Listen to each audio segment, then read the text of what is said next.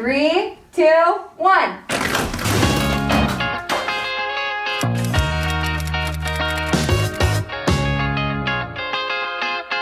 Action, take 1. We need some of that rolling tape.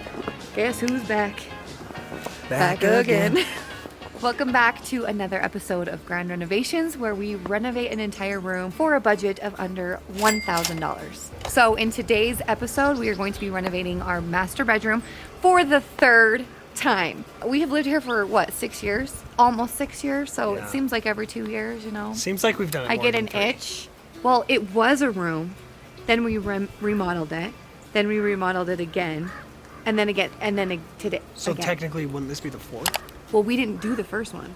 Should we show all the rooms that we've done? I feel like you have to show. Yeah, I'm going to show you all the rooms. We'll show you right and here. I feel like they all were pretty good. Like, yeah, they were all right. I feel like they all would have worked. But. So here's the difference, though. We've never actually renovated this room like floor to ceiling. This is the original carpet. We've never redone the carpet. It's kind of gross. That is kind of gross. Yeah. Actually. So I think this is the last bit of flooring that we have not changed, and it was our bedroom. So we're doing that today. So if you happen to see our first episode where we did my mom's porch or patio, whatever you call it, this bedroom is going to kind of look similar to that. That has been our design inspiration. It's my favorite room we've ever done to this day. We both came to the agreement that we wanted our bedroom to look like that. Yeah, like I'm envious of that room. Yeah. I feel like because it was like our best work and my favorite design, I wanted it so bad inside of our house. Yeah. I was like, when she came up with this idea to do this, I'm like, okay, let's do it. Let's just bring mom's porch to If our I can make house. my bedroom look like that, let's go. I'll go. do it for you. First things first, I need to get everything out of the room because I don't want anything in there while I'm going around doing the shiplap. And so I'll have to remove the trim that's up top so the shiplap can run all the way to the wall without having the ugly gap there.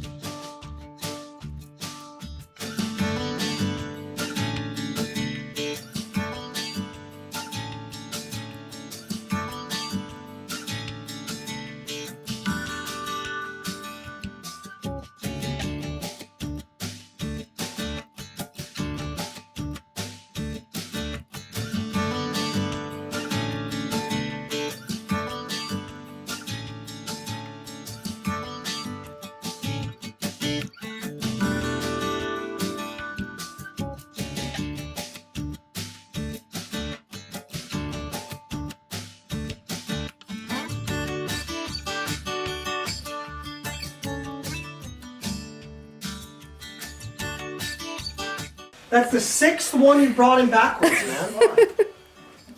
You think you figure out after how many we put in, and somehow he's bringing them in backwards. That's not right. Oh, yes, it is. Okay. No, you don't go doing that. The first piece of shiplap Russ brings in, he brings it in backwards. So I was like, hey, make sure you flip it this time, so you don't do that again. 5 times in a row, he brought it in backwards somehow. And the process of having to flip it is like you have to go all the way back outside. He goes all the way out. It won't fit back. in the house. You can't flip it in the house because No. it's like 16 feet long. It's ridiculous. So you have to go all the way back outside, flip it, and it was 5 times in a row. It wasn't like one good, one bad, one good, one bad. It was all, I'm like, man.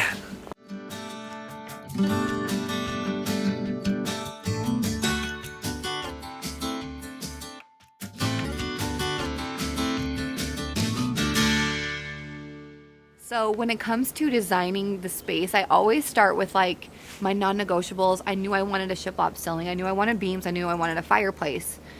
I wanted new flooring, but I was going to see if it fit in the budget. So that's usually where I start with what I absolutely want. And we had enough money left over to do flooring that would be around $1.70 a square foot. We went to a few different places, but we actually found this flooring at Floor and Decor, and it was under our budget, so that was definitely a win. 3, 2, 1. The next step is just ripping up all of the carpet and the padding. This will make it so once the floor is in, we know the correct size that we need to cut the shiplap to, because we do want to run some shiplap on a few of the walls.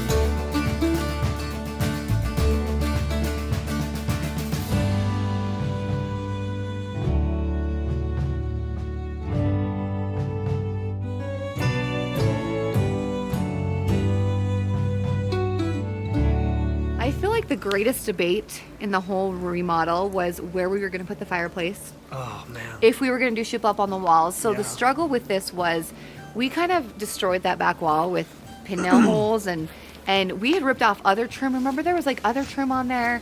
That wall has just been It's like kind of messed there up. was mid trim on it, and then we did like the rectangle trim Yeah, on we it, did the and then we rectangle. did like the crazy design yeah, it trim was on kind it. of messed up. So we knew we needed to probably cover that entire wall. But we also were kind of back and forth, like, do we put the fireplace there? I kind of wanted it to be totally different, but after going back and forth on which wall we were going to do things, I think it fits we perfectly. came right back to where it has between- always been. yeah. Between the windows is where the fireplace Yeah. fits perfect to me. I feel like for our budget's sake, it needed to stay small. Yeah. And so in between the windows was the perfect decision for that.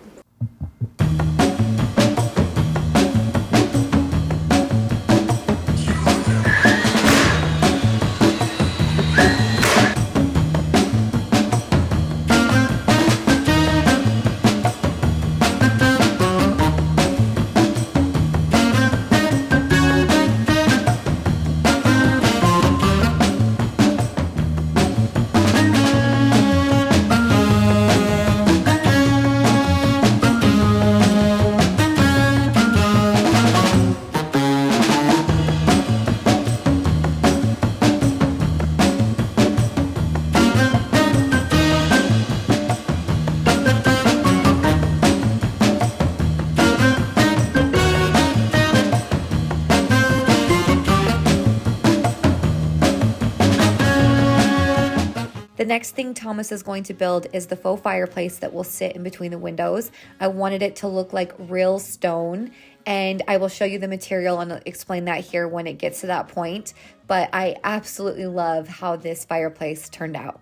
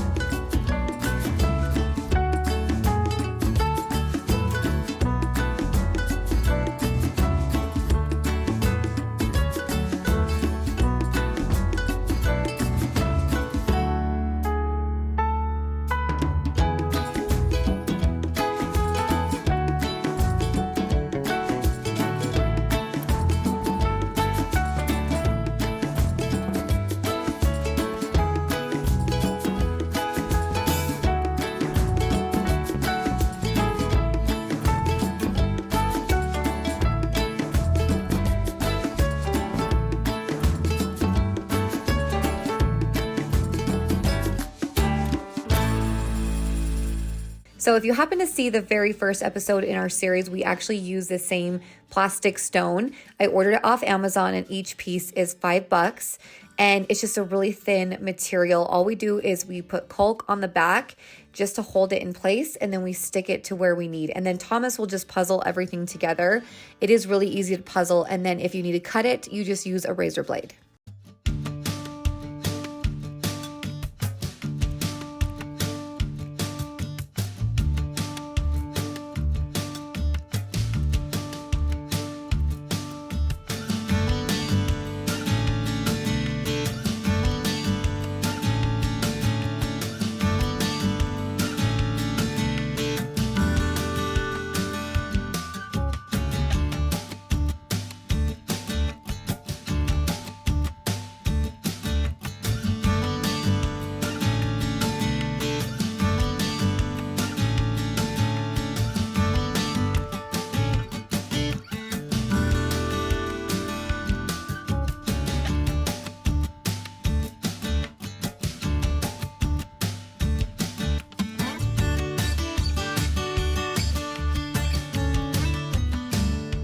So to give it this look, we are actually covering it with grout, and I only wanted a few rocks to be peeking through. So we really covered the cracks with grout, and then I used a terry cloth and just dabbed it all over, and I kind of smeared it on the rock. So I'm just kind of showing you guys my technique that I'm using here. And then we made sure to really grout the edges to just make it look more realistic. So it's kind of bumpy, and anyone that has come and seen this in real life, they are so blown away that this is just plastic and that it's not real rock. So this is a very easy way to get a luxurious looking faux fireplace on a small budget.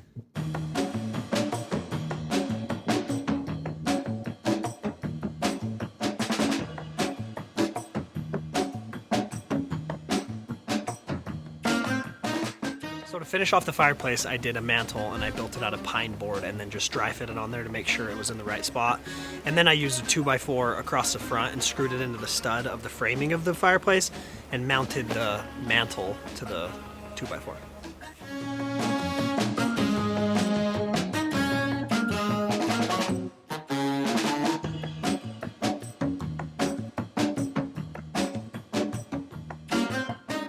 We chose the stain color Special Walnut, and after it was all the way dry, I went over it with a white wax.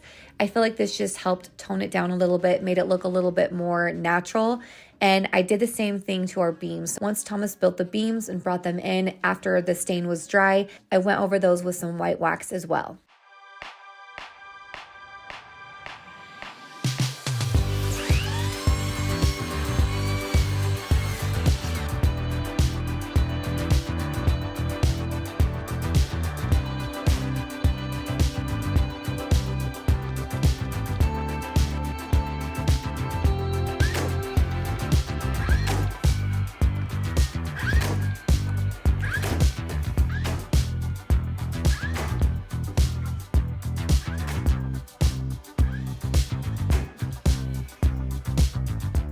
In the past, I've distressed these beams with a grinder, and for some reason I couldn't find my grinder blade, but I had these chisels, and I was like, you know what, I'll just go and take grooves out of it with the chisel instead of the grinder, and I actually like how it looks way more so too. with the chisel than with the grinder. I like it with the chisel.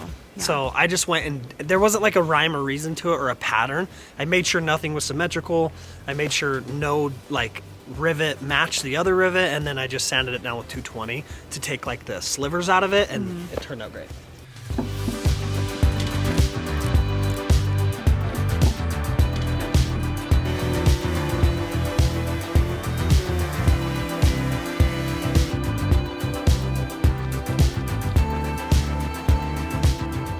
The stain takes different where the knots are at and like where the nicks are at. That's true. And so it really like brings more character to It the makes beam. it look more real. like a real beam. Instead of a faux They beam. look really real. I like them. Really real. They look really real.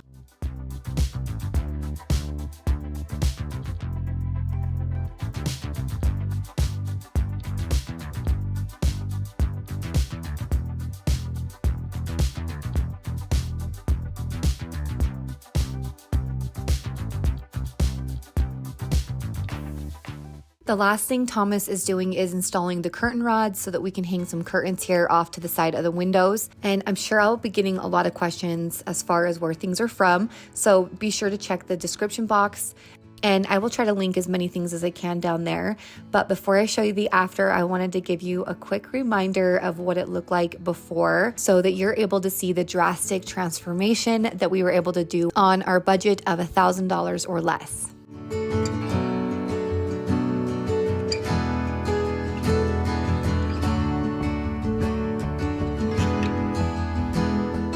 I'm sure I will also get questions on where we got our bed, and that is something we actually made. So we will have a DIY video up on this in a separate video. I will have this listed this week sometime. So if you're interested in that, be sure that you are subscribed so that you don't miss when I upload that. If you're watching this at a later time, then I probably already have it uploaded. So just check the description box for that link.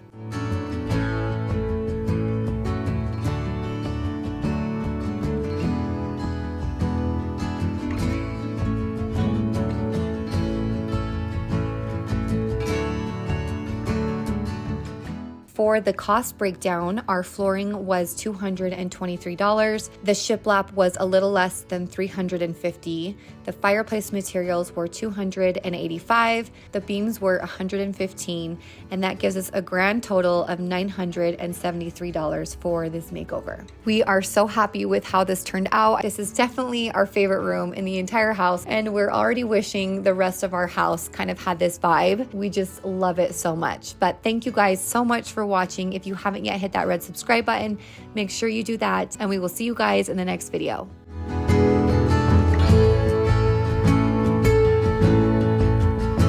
For anybody that's still watching, I wanted to mention this here at the very end, but at the end of last year, I started my own online store called The Christmas Cottage, and I have Christmas items up all year round that you can shop from, as well as seasonal decor. So if you're interested, please consider following over on Instagram if you have an Instagram account at the Christmas Cottage _, and I will also have a link to my website in the description box below. Thanks again, and we'll see you guys in the next video.